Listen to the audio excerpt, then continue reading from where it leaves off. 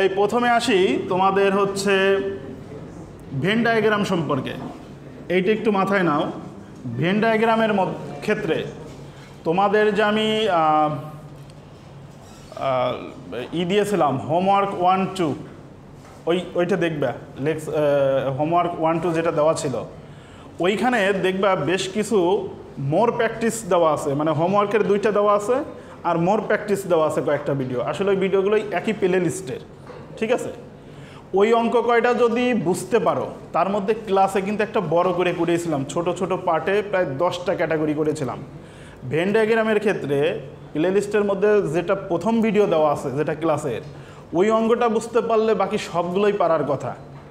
ওইখানে যে কয়টা অঙ্কের ভিডিও আছে সবগুলো একবার অঙ্ক করে চেক করবা যে সবগুলো বুঝতে অসুবিধা হচ্ছে কিনা। লক্ষণীয়, তোমাদের সাপোজ মনে করো একটি ক্লাসে, তোমাদের ক্লাসে 500 জন স্টুডেন্ট, এই 500 জন স্টুডেন্টের মধ্যে একটা সার্ভে করে দেখা হলো যে 120 জন আছে যারা বাংলা কোর্স পছন্দ করেছে বা রেজিস্ট্রেশন করেছে বা কি পাশ করেছে, বাংলা কোর্সে পাশ করেছে। 80 জন আছে ইংরেজিতে পাশ করেছে, আর হচ্ছে 60 জন আছে যারা বাংলা এবং ইংলিশ উভয় বিষয়ে পাশ করেছে। আর হচ্ছে ধরে নাও ইন্টারসেকশন হবে, হ্যাঁ উভয় বিষয়ে না, আচ্ছা বাংলা এবং ইংলিশ উভয় বিষয়ে পাশ করেছে। এই ধরনের প্রবলেম আমরা সলভ করতেছিলাম না। এরপরে কিছু প্রশ্ন করা ছিল, শুধুমাত্র বাংলায় পাশ কতজন, শুধুমাত্র ইংরেজিতে পাশ কতজন, বাংলায় ফেল কতজন, বাংলা ইংরেজিতে ফেল কতজন, উভয় বিষয়ে ফেল কতজন, কমপক্ষে একটি বিষয়ে ফেল কতজন, কমপক্ষে একটি বিষয়ে পাশ করেছে কতজন, কমপক্ষে 2টি কোর্সে পাশ করেছে কতজন। 3টা থাকলে আবার এমন হতে পারে যে আরেকটা কোর্স ধরে নাও, যেরকম ধরো হচ্ছে 90 জন স্টুডেন্ট আছে যারা ম্যাথ কোর্সে পাশ করেছে, আর এমন 100 জন স্টুডেন্ট আছে যারা বাংলা, ইংলিশ এবং ম্যাথ সকল বিষয়ে পাশ করেছে। মনে করো এই ইনফরমেশনগুলো দেওয়া আছে, তোমাকে প্রশ্ন করা হচ্ছে যে শুধুমাত্র বাংলায় পাশ করেছে কিন্তু ম্যাথ এবং ইংরেজিতে ফেল করেছে, শুধুমাত্র বাংলায় কতজন পাশ করেছে কিন্তু ইংরেজি এবং ম্যাথে ফেল করেছে, এমন কতজন আছে। দেখবে এই জাতীয় প্রবলেমের ভিডিও সলিউশন ওখানে আছে। অঙ্ক বুঝে করার চেষ্টা করবা। কেন করবা? পরীক্ষায় শুধু পার্থক্য হচ্ছে এইখানে 80 লেখা থাকবে না, এইখানে সাপোজ লেখা থাকলো এ, এইখানে 120 লেখা থাকবে না, এখানে লেখা থাকবে হয়তো মনে করো বি। এই যে এ বি দ্বারা ওইখানে কি বোঝানো হচ্ছে সেটার একটা নোট কোশ্চেনে দেওয়া থাকবে। যেমন এ মানে হচ্ছে P+20 আর বি মানে হচ্ছে এরকম যে A+30। এইখানে এই যে পি এর কথা বলছি, এই পি মানে নোট দেওয়া আছে এইভাবে,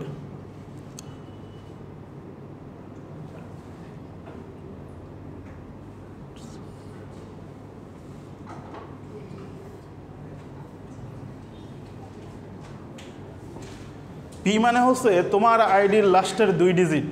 তো তোমাদের আইডির লাস্টের 2 ডিজিট হতে পারে 00 মিনিমাম, আর হতে পারে ম্যাক্সিমাম 99 পর্যন্ত, এর মাঝেই সবাই আছে, এর বাইরে কিন্তু নাই।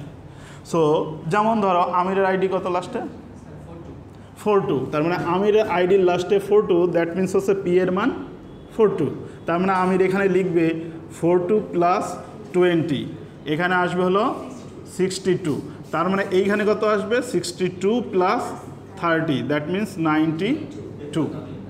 তার মানে এইখানে আমির বসিয়ে নেবে 92, এখানে বসিয়ে নেবে 62। এখন খেয়াল করো, যার আইডি আবার 43 তার কিন্তু ভ্যালু চেঞ্জ হয়ে যাবে, তাই না? যার আইডি 99 তারও চেঞ্জ হয়ে যাবে। আবার খেয়াল করো, যার 00 তারও চেঞ্জ হয়ে যাবে। আই মিন কারোরই নাম্বার সেম থাকার কথা না।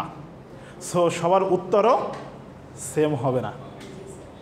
বুঝতে পেরেছ? এটা কি খুব বেশি কঠিন কিছু? অ্যাকচুয়ালি এইখানে সরাসরি নাম্বার না দিয়ে আমি তোমার আইডি নাম্বার থেকে নিচ্ছি, শুধুমাত্র তোমাদের যাতে অ্যান্সার সবার সেম না হয়। সেম হলে যেটা হয় বন্ধু বন্ধু কত আসছে 5 এই মিলে আছে।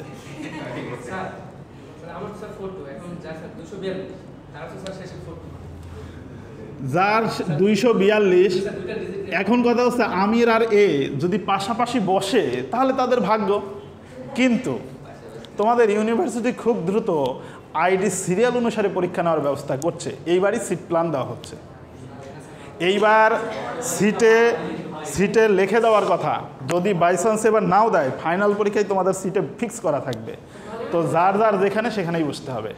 আর এই ক্ষেত্রে এন স্টাইল এম স্টাইল দুইটার যে কোনো স্টাইলে বসানো হয়। জানো এসএসসি বা ইন্টারমিডিয়েটে যে সিট প্ল্যান হয় ওগুলো কীভাবে স্টাইলে করে? এন স্টাইল অথবা এম স্টাইল এই স্টাইলে বসানো হয় স্টুডেন্টকে। সো তোমাদের হচ্ছে আইডির সিরিয়াল অনুসারে বসবে, তোমাদের আইডির সিরিয়াল অনুসারে বসবে। হ্যাঁ অবশ্যই, তুমি অলওয়েজ ফার্স্টেই থাকবা। ঠিক আছে, আচ্ছা এটা এক্সাম কন্ট্রোলারের ব্যাপার, ওনারা করলে করবেন, না করলে তোমাদের এখনো যদি বলে এই ক্লাসে বসে পরীক্ষা দাও দিবা।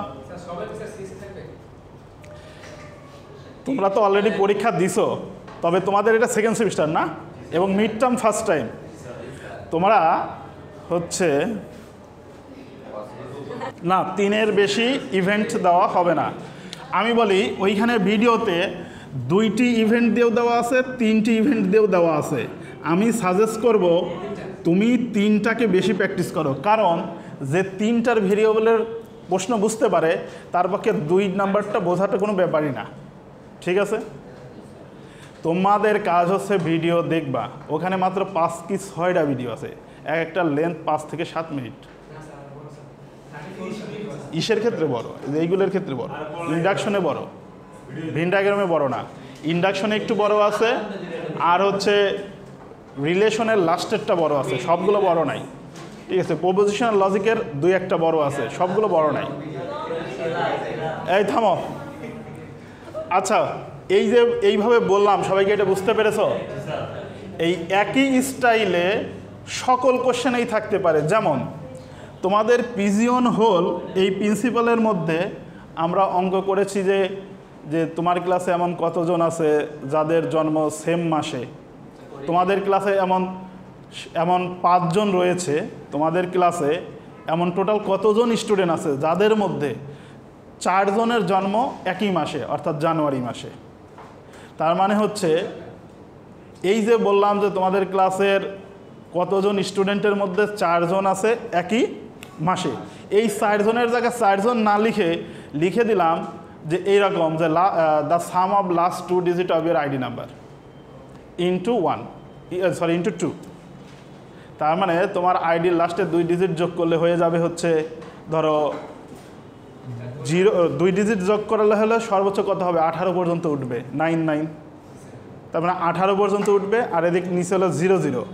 2 দ্বারা গুণন করলে কারো 0ই আসবে, আর হচ্ছে কারো হচ্ছে 18 × 36 উঠে আসবে। যার যেরকম আসবে সে সেইভাবেই করবে। কোশ্চেনে এই যে এইরকম ছোট্ট একটা ডিফারেন্স তৈরি করা থাকবে সবার আইডি দিয়ে। রিলেশনের ক্ষেত্রে আসো, রিলেশনের ক্ষেত্রে কি করছি? পেয়ার থেকে বের করা। এখন পেয়ারের মধ্যে আসলে আমরা কি করব? আমরা আসলে সেট তো দেওয়া থাকবে একটা, তাই না? যে এরকম 1 2 3 4 এইরকম সেট থেকে আমরা করেছি না। আমি কি করলাম মনে করো, সেটের এইখানে মনে করো বসিয়ে দিলাম হচ্ছে পি। এখন পি মানে কি? পি মানে কি সেইটা আসি। তোমরা এখন সিএসসির স্টুডেন্ট, সি ল্যাঙ্গুয়েজ করে আসছো, সো তোমাদের তো এত সহজে সি ছাড়া যাবে না। এইখানে এখন তোমাদের লজিক থেকে অ্যান্সারটা বের করতে হবে। কীভাবে? আমি লিখি, তোমরাই দেখি বোঝো কিনা, বলো কিনা। সি ল্যাঙ্গুয়েজ করে এসেছো, সো এটা বলা যাবে না যে পারি না।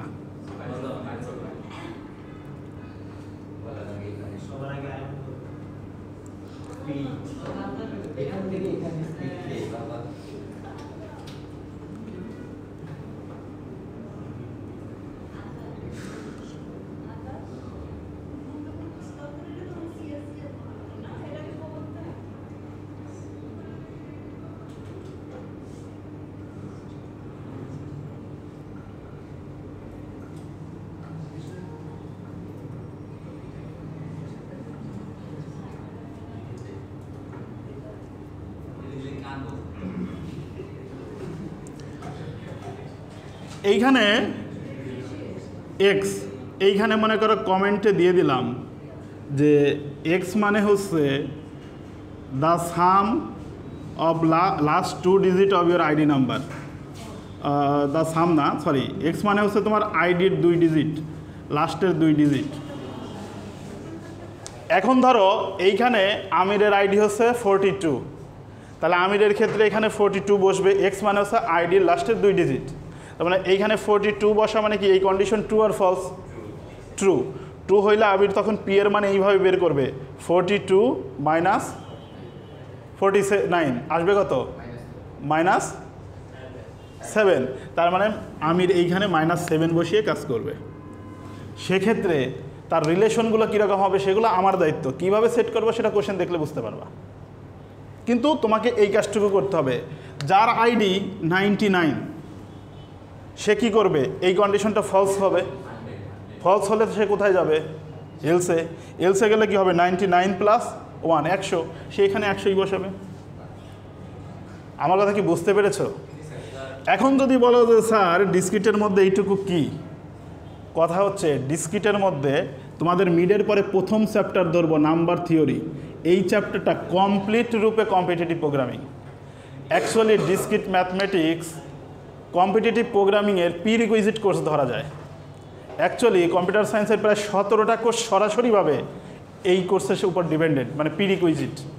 ডিসক্রিট ম্যাথমেটিক্সে বেসিক, যেমন তোমাদের এই কোর্সে এখন পর্যন্ত ম্যাথমেটিক্স করানো হয়েছে, সেট, এটা করানো হয়েছে লজিক, এটা এক ধরনের লজিক। এই যে ইন্ডাকশন, এটা লোকে জাস্টিফাই, মানে ফর্মুলা, প্রতিষ্ঠিত কোনো কিছুকে পুনরায় পরীক্ষা করা, জাস্টিফাই করা। প্রপোজিশনাল লজিক মানে আর্টিফিশিয়াল ইন্টেলিজেন্সের একটা চ্যাপ্টার। আর্টিফিশিয়াল ইন্টেলিজেন্সের ফার্স্ট চ্যাপ্টার হচ্ছে প্রপোজিশনাল লজিক।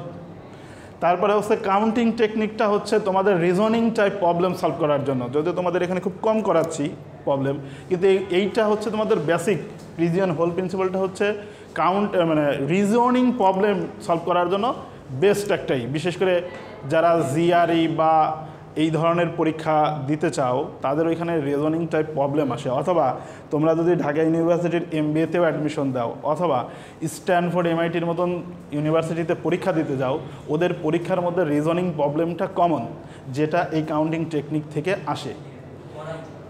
এরপরে আসো তোমাদের এই যে টিএসপি, এটা ডেটা অ্যালগোরিদমের একটা পার্ট।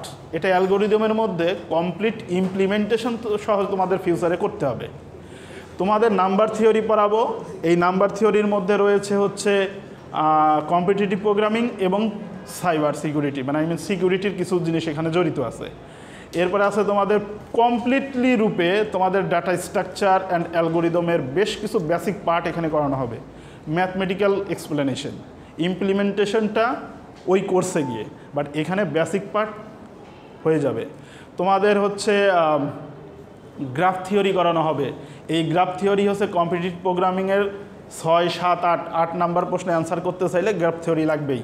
তো গ্রাফ থিওরির বেসিক পার্টটা এখানে, অ্যাডভান্স পার্টটা তোমাদের অন্য একটা কোর্সের মধ্যে দিয়ে দেওয়া আছে। ওই সকল কোর্সে অ্যাডভান্স কাজ করাবে, বাট বেসিকটা এখান থেকে। তো এখানে কমপক্ষে 5 থেকে 6টা অ্যালগোরিদম শিখে যাইতে হবে এখান থেকে। এবং তাদের মানে সুডোকোড কি, হ্যাঁ সুডোকোড তো না, এটারে বলে হচ্ছে অ্যালগোরিদম লেখা এখানেই শেখানো হবে। যারা একটু সি ল্যাঙ্গুয়েজ জানো তারা চাইলে এখনই ওটা ইমপ্লিমেন্টেশন করে ফেলতে পারো, কারণ যেহেতু অ্যালগোরিদম লেখা হয়ে যাবে, সো তার পক্ষে ওটা পারা উচিত, যেহেতু তোমরা সি করে এসেছো। এই কোর্সটার মধ্যে ফিউচারে ল্যাব ঢোকানো হচ্ছে,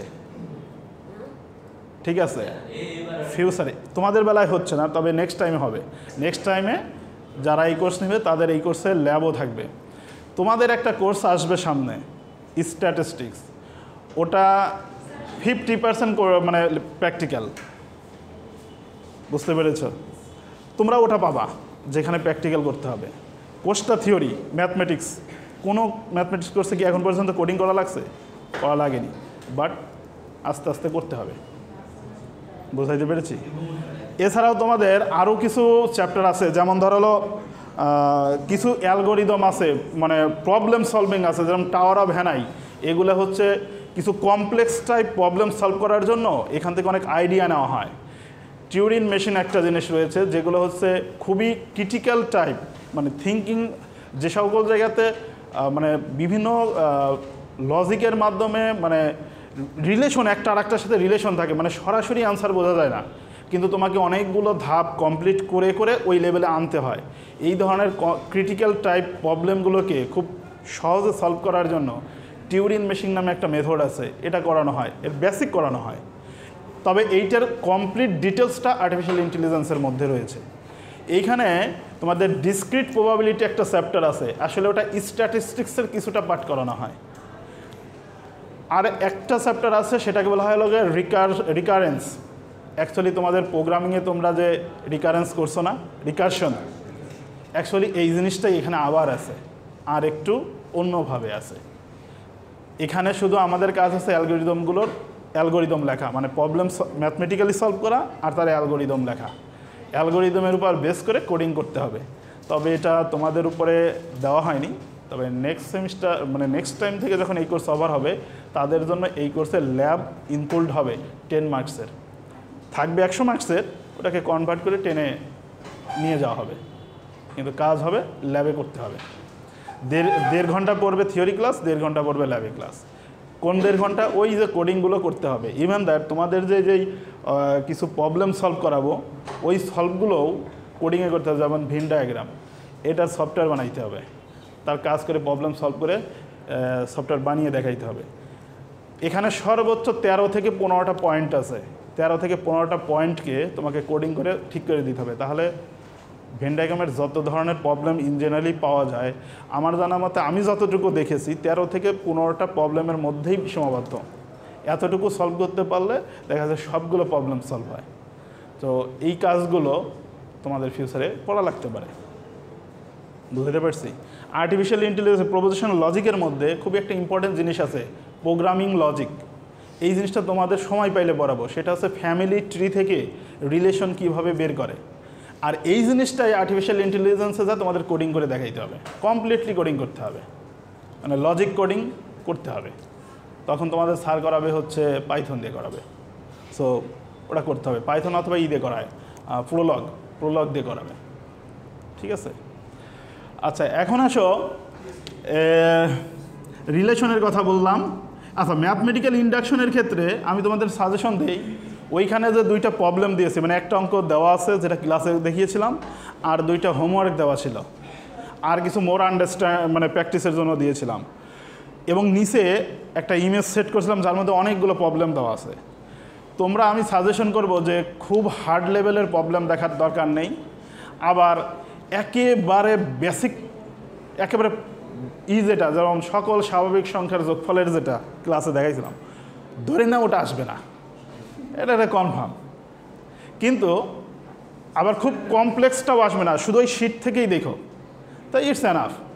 অঙ্ক করো। আমার মনে হয় হচ্ছে আমি বলেছিলাম যে তোমাদের হোমওয়ার্ক থেকে কিন্তু কিছু একটা থাকবে, সেটা 1 নাম্বার কোশ্চেন হোক, 2, 3, 4 যেটাই হোক, হোমওয়ার্ক থেকে অঙ্ক বলেছিলাম থাকবে, দিয়েছি। এই অঙ্ক যারা পারবে না তাদের কিন্তু খবর আছে, তাদের জরিমানা হবে, তারা চাঁদা দিবে, ওই টাকা দিয়ে আবার আমরা পিকনিক করব, ঠিক আছে। আচ্ছা, ঠিক আছে। প্রপোজিশনাল লজিকের ক্ষেত্রে মনে আছে তোমাদের 3টা কাজ। একটা কাজ হচ্ছে লজিক থেকে সার্কিট ডায়াগ্রাম করা, ট্রি তৈরি করা, আর জাস্টিফাই করা। এই জাস্টিফাই 3টা কি কি? টটোলজি, কন্ট্রাডিকশন, কন্টিজেন্সি, তাই তো? সবগুলোর ক্ষেত্রে রুলস মনে আছে তো? মনে আছে? সবারই মনে আছে? টটোলজি বলতে কি বোঝাইছিল? সকল আউটপুট, একটা লজিক্যাল স্টেটমেন্টের আউটপুট যখন সবগুলো ট্রু হবে সেটা টটোলজি, তার মানে ট্রুথ টেবিল করে দেখতে হবে। আর যদি সব ফলস হয় কন্ট্রাডিকশন, সবগুলো ফলস হলে কন্ট্রাডিকশন, আর কিছু ট্রু কিছু ফলস হলে কন্টিজেন্সি, তাই তো? আর হচ্ছে তোমরা হচ্ছে ইনপুটের ক্ষেত্রে 2 ইনপুট 3 ইনপুট এর উপরে দেখার দরকার নাই, তোমরা প্র্যাকটিস আমি বলবো যে 3 ইনপুটেরগুলো করো। তাহলে 2 ইনপুট তো খুব একটা না, 3 ইনপুটের কম্বিনেশন হয় 8টা, এইটার একটু প্র্যাকটিসটা ওখান থেকে করো। ওইখানে যে ভিডিওগুলো দিয়েছি আমি ওখানে, এটার উপরেও সম্ভবত 5-6টা ভিডিও আছে। এই কয়েকটা ভিডিও যদি কেউ বুঝতে পারে, তাহলে আমার ধারণা আমি অঙ্কের মধ্যে এইসব যাই করি না কেন তার পক্ষে পারার কথা। কারণ কোশ্চেন আসলে ইজি, খালি এই জিনিসটা অ্যাড করা আছে যেটা দেখে তোমার মনে হইতে পারে না জানি কি, আসলে কিছুই তো না। তুমি তো এটা তো সিম্পলটা দিয়েছি, কোনো ধরনের বিশেষ কোনো লজিক তো দেয়নি যেটার জন্য তোমাকে মাথা হিউজ খাটাইতে হবে। বুঝাইতে পেরেছি? কোশ্চেন প্যাটার্ন বলতে তো আমি কোশ্চেন প্যাটার্ন বলেই তো দিচ্ছি। যারা আসেনি এটা তাদের একটা শাস্তি, যে আমার সাথে যোগাযোগ করবে, তোমাদের সাথে যোগাযোগ করবে, তোমাদের সাথে যোগাযোগ করার পরে যখন তোমরা সাজেশন দিবা না, হেল্প করবা না, তখন আমার কাছে আসবে, কিন্তু আসতে হবে। আগে ক্লাসের সাপোর্ট নাও। তুমি যখন বলবা যে ক্লাসের কেউ স্যার হেল্প করেনি, তখন আমি হেল্প করব। আমি হেল্প করো না? তোমার নাম জানো কি? সাইমা হেল্প করো না তোমার বান্ধবীকে?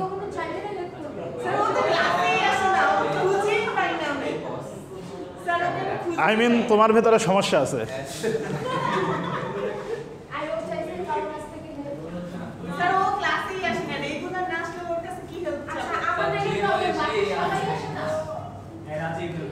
তোমার দায়িত্ব, এই থামো, তোমার নাম যেন কি? তানবিনা? তাহমিনা? আচ্ছা তানবিনা, তোমার কাজ আগে প্লে লিস্ট দেখছো, ভিডিও দেখেছো কি না? ওইটা দেখে তারপরে আমাকে আস্ক করবা যে বুঝেছো কি বোঝনি। এটা না দেখে তুমি বলা মানে হচ্ছে তুমি পড়োই তো নাই, তোমার সাথে কিসের কথা বলবো। তুমি আগে দেখবা, না বুঝতে পারলে বা যেখানে কোশ্চেন থাকবে সেটা আমারে করবা। এই সবাই এখন থামো, আমরা টিএসপিতে আসছি।